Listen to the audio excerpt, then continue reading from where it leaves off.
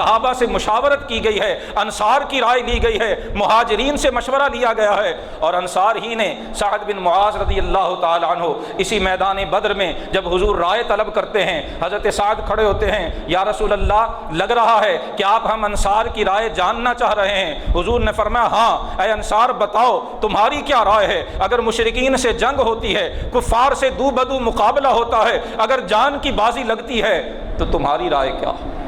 حضرت سعد بن معاذ کھڑے ہو کے سارے انصار مدینہ میں رہنے والے صحابہ کی نمائندگی کرتے ہوئے فرماتے ہیں، یا رسول اللہ ہم نے آپ کو اللہ کا نبی مانا ہے، حضور ہم نے آپ کو اللہ کا رسول مانا ہے، حضور ہم آپ پر ایمان لائے ہیں، اور یا رسول اللہ خدا کی قسم ہے ہم قوم موسیٰ کی طرح یہ نہیں کہیں گے اذهب انت وربک فقاتلا انا ہاہنا قاعدون۔ جب جناب موسیٰ نے جبارین سے جہاد کا کہا تھا تو بنی اسرائیل نے کہا تھا کہ موسیٰ وہ تو بڑے طاقتور ہیں، وہ تو بڑے ہی مسلح ہیں، وہ تو بڑے مضبوط ہیں، وہ تو بڑے ایڈوانسڈ ہیں، ان کی ٹیکنالوجی بڑی پاورفل ہے، اے موسیٰ آپ اور آپ کا رب جا کے جنگ لڑے، ہم تو یہاں بیٹھے۔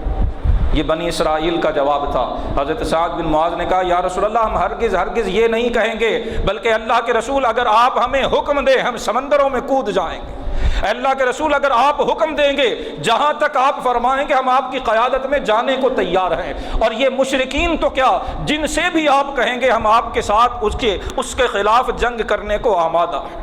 اللہ کے رسول آپ ہمیں ہرگز اپنے آپ سے پیچھے نہیں پائیں گے، ہم آپ کے دائیں، ہم آپ کے بائیں، ہم آپ کے آگے اور ہم آپ کے پیچھے ہو کے آپ کا دفاع کریں گے۔ جب حضرت سعد نے انصار کی طرف سے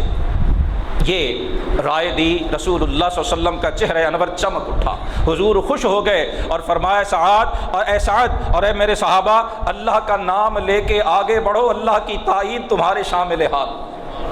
سارے ظاہری وسائل استعمال کیے گئے۔